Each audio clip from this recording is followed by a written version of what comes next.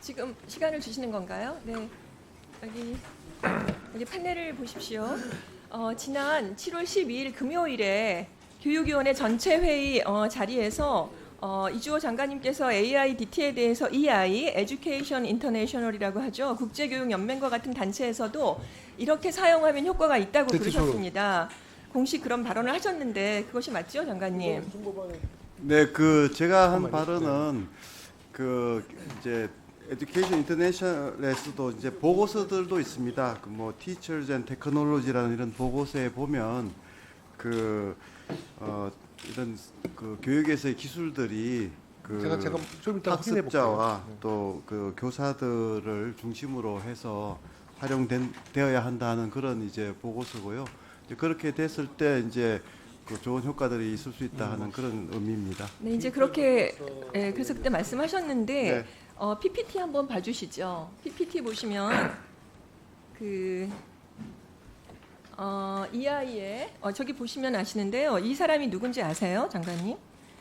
모르겠습니다. 네네. 뭘 하는 상황인 것 같이 생각되십니까?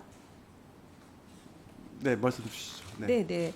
그 마틴 헨리라고 하는 EI의 Education International이라고 하는 연구 총괄 책임자인데요. 네. 이제 이분이 우리가 지난 금요일 날 12일 날 전체 회의에서 한 그 AI 관련 저의 질문에 대해서 이제 장관님이 답변한 것이 그것에 대한 그걸 영상을 보고 있는 사진인데요. 네.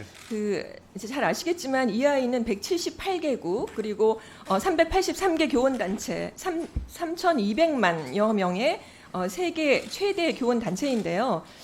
지난번에 말씀하신 EI에 대한 이주호 장관님의 발언에 대해서 허위와 우려를 표명하면서 결의안을 채택하는 그런 장면입니다.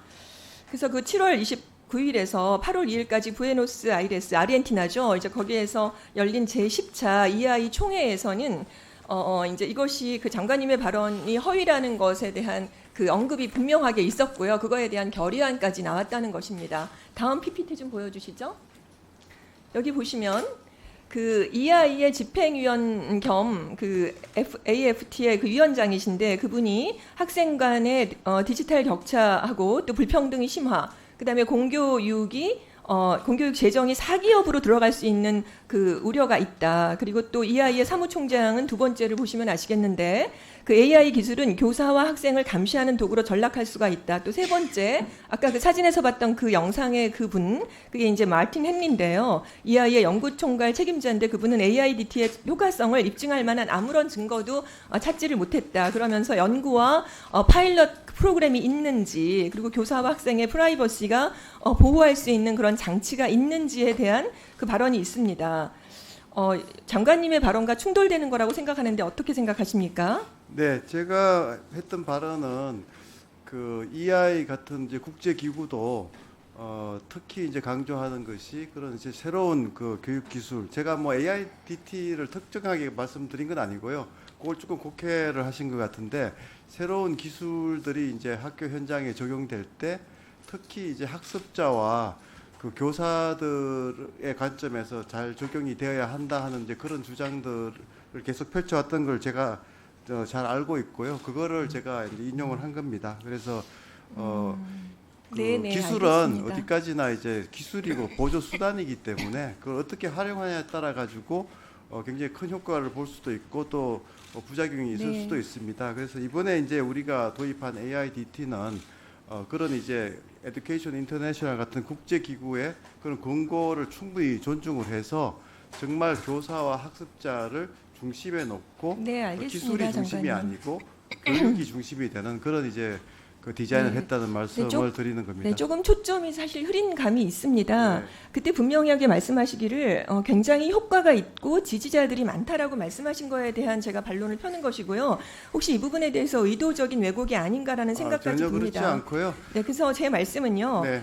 EI에서는 가령 에듀테크, 그러니까 기업인들을 중심으로 할 것이 아니라 학생들을 중심으로 생각해달라고 하는 그런 맞습니다. 메시지로 보시면 될 것 같습니다. 딱 네, EI의 그런 알겠습니다. 제안에 따라서 네네, 지금 그다음으로 진행하고 있다는 넘어가겠습니다. 말씀을 드리겠습니다. 그래서 저는 이제 이 부분에 대해서는 사실 공식적으로 사과했으면 좋겠다는 생각을 가지고 계셨는데 그럼 장관님은 그렇게 생각하진 않으십니까? 전혀 그렇지 않고요. 국제 기구의 그런 여러 가지 제안들을 충분히 감안해서 지금 AIDT를 추진하고 있다는 말씀을 거듭 사과할 드립니다. 의향이 없으시다고요. 분명하게 제가 회의록도 분명하게 봤는데 그때 장관님께서는 효과가 굉장히 많고 지지하는 사람들도 많다 그러셨어요. 그러니까 제대로 이제 교사와 학습자를 중심으로 활용된다면 그 큰 효과가 있을 수 있다는 거듭 말씀을 말씀드리지만 드립니다. 그 이하이에서도 우려를 표명한 바와 같이 에듀테크 기업을 중심으로 하는 것이 아니라 학생들을 중심으로 모든 교육 정책을 맞습니다. 펴주시기를 바라겠습니다. 네. 자, 다음 질의하겠습니다. 2023년도에 여러분 다 아시겠지만 정순신 그 자녀 학폭 사건이 있어서 전 국민이 분노를 했었습니다. 이번 학폭 실태조사 공표에 대해서 많은 국민들이 관심을 가지고 있었는데요. 그 학폭법상에 매년 최소한 2번 이상은 공표하도록 되어 있는데요. 학폭법 제11조 8항을 한번 봐주십시오. PPT 보시면 학폭법이 있는데요. 연 2회 이상 공표하도록 되어 있어요. 그런데 장관님께서는 그 7월 31일 날 그 발표하겠다고 했다가 돌연 26일 금요일 오후에 그걸 취소했어요. 그래서 그 보도계 초안에도 31일 날 발표한다는 그 계획이 담겨 있었는데 주간 보도 계획에도 있었고 도대체 이것이 왜 미뤄진 것인지 좀 알고 싶고요. 그것을 네. 장관님이 그러신 건지 차관님이 그러신 건지 용산에서 그러신 건지 장상윤 수석님께서 그러시는 건지 답변을 듣고 싶습니다. 네, 그 학폭 관련해서 이제 조사들이 있는데 이번에 이제 그 연기를 한 그 이유는 그 실태 조사에 이제 전수 조사와 샘플 조사가 있습니다. 그런데 이게 따로따로 나갔을 경우에 사실 그 불일치되는 부분들도 있고 해서 샘플 조사와 전수 조사를 다 함께 발표하는 그것이 국민들한테 그 실태를 정확하게 알리는데 더 도움이 되겠다 해서 그렇게 조치를 한 것이지 결코 네. 뭐 이거를 숨기거나 하는 그런 의도는 전혀 그렇지 없었다는 않습니다, 말씀입니다. 장관님. 조사를 할 때요. 상반기에는 전수 조사를 해서 하반기에 공표하도록 되어 있고요. 하반기에는 표본으로 조사하는데 상반기에 공표하도록 되어 있어요. 법에 제11조 8항에 2번 이상을 실시를 하고 공표하도록 되어 있기 때문에 이 부분은 분명하게 짚고 넘어갈 수 있는 부분이라고 봅니다. 그러니까 그 이제 정책을 사실은 잘 마련하고 결과에 대한 피드백을 주라는 의미로 공표의 취지가 있는 것인데요. 이렇게 지금까지 발표하지 않는 것 자체만으로도 사실은 문제가 있는 부분이라고 분명히 지적할 수가 있겠습니다. 그래서 이 두 가지는 사실 실태조사가 엄연히 다른 것이고요. 설령 23년도 2차 실태조사가 늦어졌는데 그럼 이제 발표하는 것을 조속하게 하는 것이 맞다고 생각을 하고요. 그리고 저 정순신 사태로 인해서 학교폭력 근절 종합 대책이 마련된 이후에 첫 조사이기 때문에 굉장히 그건 정확해야 됩니다. 그리고 교육감님들